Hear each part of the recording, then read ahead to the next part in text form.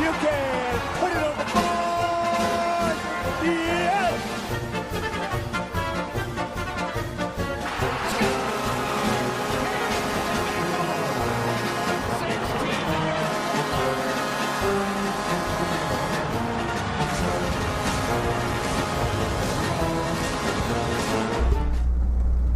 Okay, we are back ringside here at the Sports Circus in fabulous Las Vegas. That is the fight capital of the world. Today's segment, or this segment, I should say, see if I can do that again. This segment is brought to you by Legal Shield. For less than $1 a day, they can help you with all kinds of legal problems, whether you're speeding or texting and driving or getting hit by guys like this with this kind of hand who's a professional boxer. Something. Maybe someone gave you a contract that you don't understand. You never know. Give them a call at 213-245-1305 or go to nocourt.us. What a great name, nocourt.us. Who wants to go to court? I don't want to go to court. How are you going to forget that? Nocourt.us. Okay, so I am sitting here with Thomas the Animal Hererra, professional boxer fighting at super featherweight. This guy can hit, folks. This guy can hit. Show him your guns. This guy can hit. You don't want to get hit by this guy. You have to do it over my head. Get out of here. I'm a lot bigger, but I'm probably not stronger. You got stamina, though. I got mad stamina. That's left for another conversation.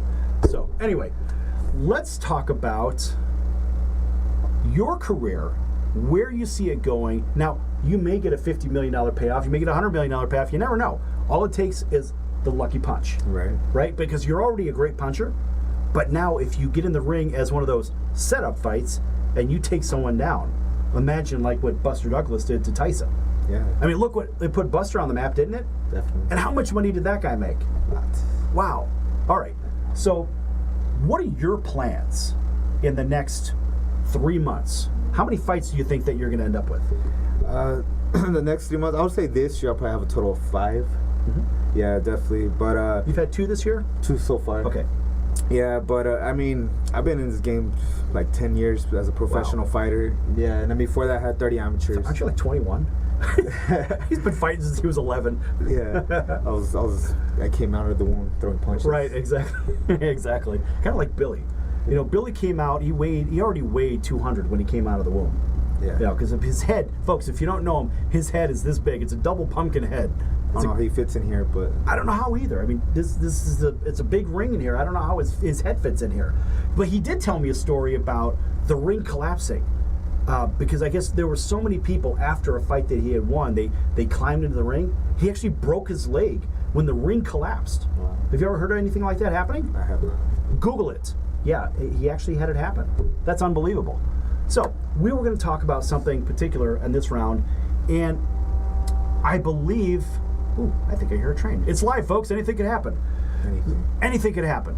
So, remember we were talking before the show about the NFL.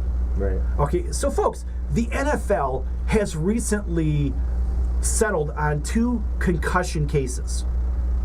Now, this is interesting because players, just like boxers, they sign a release. They say, okay, well, here's all the rules and whatever. I'm going to sign my name at the bottom of it. Okay, you sign your name, and all the rules are all these things right here.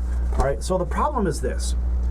Legally, when a player or a boxer, whatever sport you're playing, it doesn't matter, except maybe hopscotch. I'm not really sure if they have a contract for that. Right. But if so, nocourt.us. You never know. You may get a contract you don't understand. So, but you get a contract, and you sign the contract. You don't even know what it says.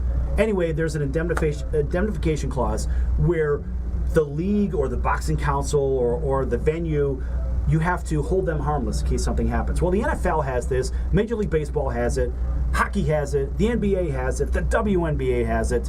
Pick your favorite professional level, right? Right. So, the NFL players, they get injured on the job, right? They get concussed, okay? Bad, it's tragic. We never want to see anybody get injured. Just like when a police officer gets hurt in the line of duty, or a military person gets hurt in the line of duty. Folks, it's a bad thing, we know it, but they're professionals. They're hired guns. They're all paid money, therefore they're professional. And they knew the risk of the job. In fact, so much that they signed a contract. holding that organization harmless. Enter the NFL. The NFL says, we're going to have you hold us harmless. The players, they sign off. They're 18 years of age. They have agents. They're at least 18 years of age. In most cases, they're college graduates in the NFL, right? Even in the NBA, they're 18, 19 years of age. They're old enough to sign a contract and execute a contract. Therefore, they're doing it legally on their own well-being, a sound-minded body. The problem is this. The NFL actually settled on the concussion cases, a couple of them. And I just read about this morning. Here's my problem with it. If you sign a contract and you say that you are going to hold them harmless, right, and it's in black and white, and then you come back after your career or even mid-career and say, oh, by the way, I got hurt on the job. Now I'm going to sue you and your league and your venue. How does that work? That's a good question. How does that work? It doesn't work. It doesn't work because the players knew the risk as soon as they signed up.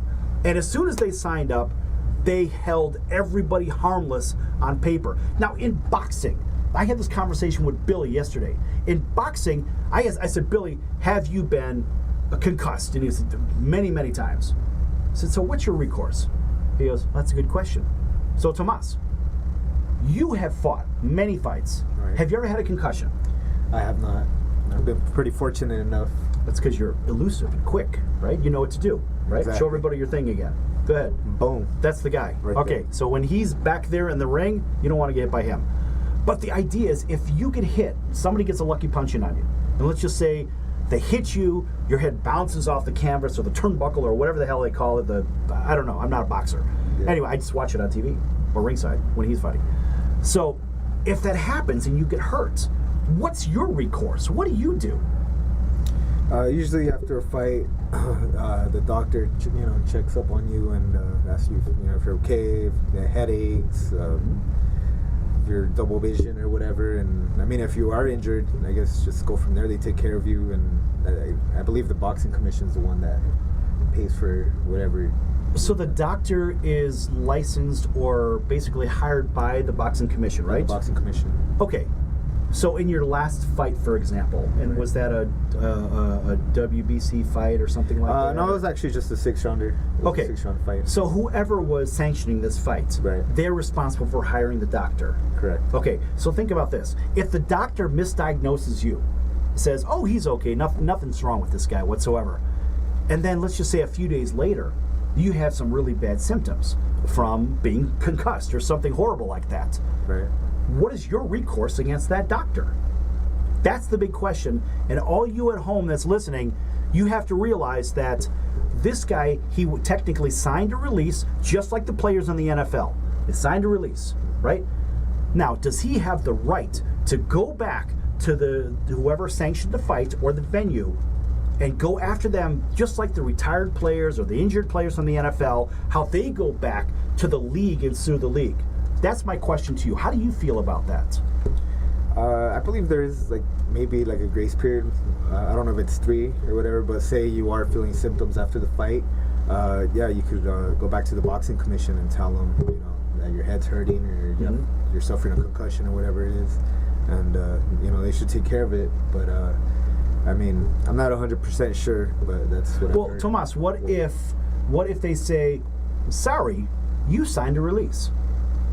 And sorry, you're past the grace period. Think about this. We have the NFL players that have retired, and they're coming out of the woodwork. I have this CPD, or I can't remember the name of it, the acronym, but we have this concussion protocol problem, whatever it is, right? And they're going back years after it, and they're filing suit against the NFL. And if they're winning, see, the precedent has been set in the courtroom. They've already said, okay, NFL says we're guilty, we're going to settle. As soon as you pay 1 penny, now you're guilty.